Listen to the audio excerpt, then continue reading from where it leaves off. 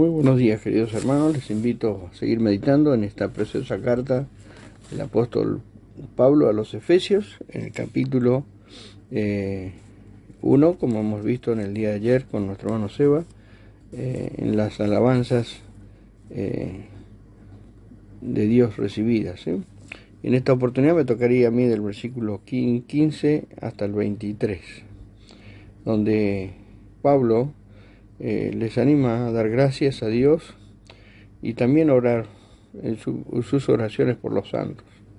Aquí Pablo ahora comparte con sus lectores su profunda carga de oración por su iluminación espiritual en tales conceptos. Su gran deseo por ellos es que lleguen a apreciar sus gloriosos privilegios en Cristo y el tremendo poder que se precisaba para dar Cristo a la Iglesia como cabeza sobre toda la creación. Las palabras introductorias dice: por esta causa contemplan retrospectivamente todo lo que Dios ha hecho y hará aún por los que son miembros del cuerpo de Cristo, como se describe en los versículos anteriores. Habiendo oído, dice, de vuestra fe en el Señor Jesús y de vuestro amor para con todos los santos. Fue cuando recibió esta información que Pablo quedó asegurado de que sus lectores eran poseedores de las bendiciones espirituales acabadas de describir, y fue llevado a orar por ellos. Su fe en el Señor Jesús trajo a sus vidas el milagro de la salvación. Su amor para con todos los santos demostraba la realidad transformadora de su conversión. Por ejemplo, vemos que el Señor es presentado como el verdadero objeto de la fe. Dice: vuestra fe en el Señor Jesús. No se nos pide que creamos en un credo, en la iglesia ni en los cristianos. La fe salvadora reside en el Cristo resucitado, exaltado a la diestra de Dios. Otra lección para nosotros está en la expresión vuestro amor para con todos los santos. Nuestro amor no debería limitarse a los que están a nuestro propio ámbito de comunión, sino que debería extenderse a todos los que han sido limpiados por la sangre de Cristo, a toda la familia de la fe. Una tercera lección se encuentra en la combinación de fe y amor. Algunas personas dicen que tienen fe, pero es difícil encontrar ningún amor en su vida. Otros profesan un gran amor, pero son muy indiferentes a su realidad de fe en Cristo. El verdadero cristianismo combina una sana doctrina con una vida de rectitud. La lección de gracias se da por el fundamento ya echado. La acción de gracia es por los logros pasados, pero la intercesión es por los avances futuros. La acción de gracias es por lo real en la experiencia de ellos, pero la intercesión es por lo posible en el propósito de Dios para ellos. La oración prosigue en el sentido de que Él os dé espíritu de sabiduría y de revelación en el conocimiento pleno de Él. El Espíritu Santo es el espíritu de sabiduría y de revelación. Pero ya que cada creyente es habitado en Él, Pablo no puede estar orando por sus lectores que puedan recibir la persona del Espíritu Santo, sino que puedan recibir una medida especial de iluminación de su parte. Revelación tiene que ver con la comunicación de conocimiento. Sabiduría tiene que ver con su uso apropiado en nuestras vidas. El apóstol no piensa en el conocimiento en general, sino en el conocimiento específico y pleno de Él. Quiere que los creyentes tengamos un conocimiento pleno, profundo, espiritual y experimental de Dios. Un conocimiento pleno que no puede conseguirse con la capacidad intelectual, sino solo por el ministerio lleno de gracia del Espíritu. Hemos visto allí en el versículo 18, y les animo para no demorarnos tanto en este devocional, que ustedes lean todo este capítulo tan precioso, ¿no? Hemos visto allí en el versículo 18 que la fuente de la iluminación espiritual es Dios, el canal es el Espíritu Santo y el tema supremo es el pleno conocimiento de Dios. Ahora llegamos a los órganos de iluminación. Alumbrando, dice, los ojos de vuestro entendimiento. Esta expresión figurada nos enseña que el conocimiento apropiado de las realidades divinas no depende de unos intelectos agudos, sino de un corazón tierno. Las revelaciones de Dios son dadas a los que le aman. Esto abre maravillosas posibilidades para cada creyente, porque aunque puede que no todos tengamos grandes conscientes e intelectuales, todos podemos tener un corazón amante. Allí en el versículo 19 vemos la tercera petición de Pablo: por los santos, en que puedan tener un mayor aprecio del poder con que interviene Dios para llevar todo esto a cabo, la supereminente grandeza de su poder para con nosotros los que creemos.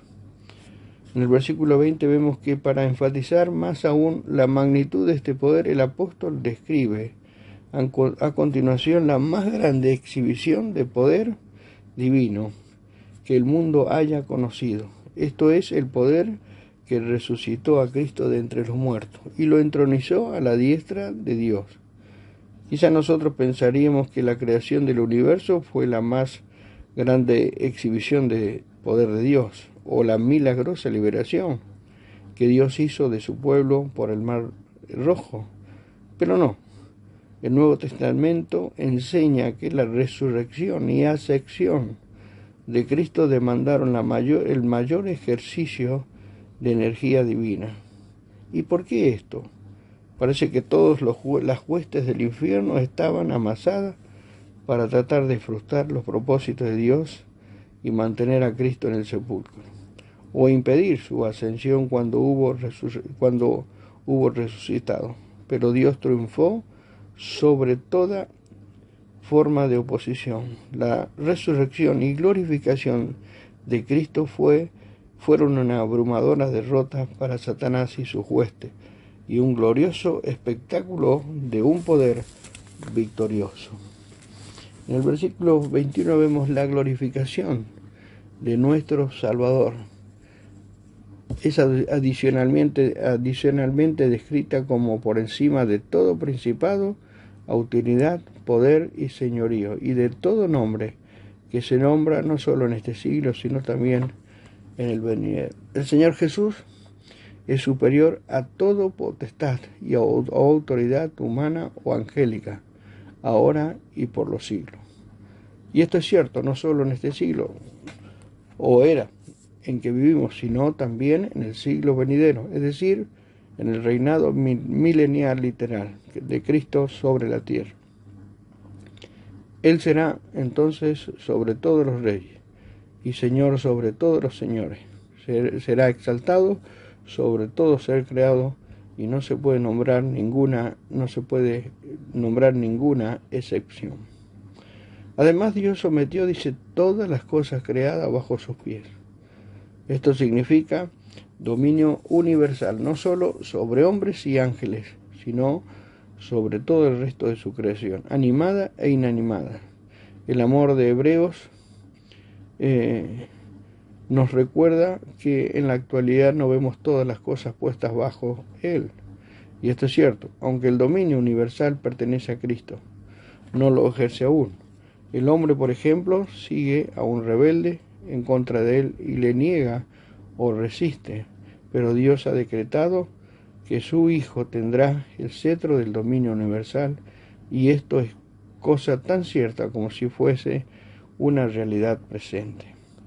Lo que sigue es casi increíble. Este hombre, cuyas manos heridas por los clavos ejercerán una autoridad soberana sobre todo el universo. Dios ha dado a este glorioso hombre a la iglesia.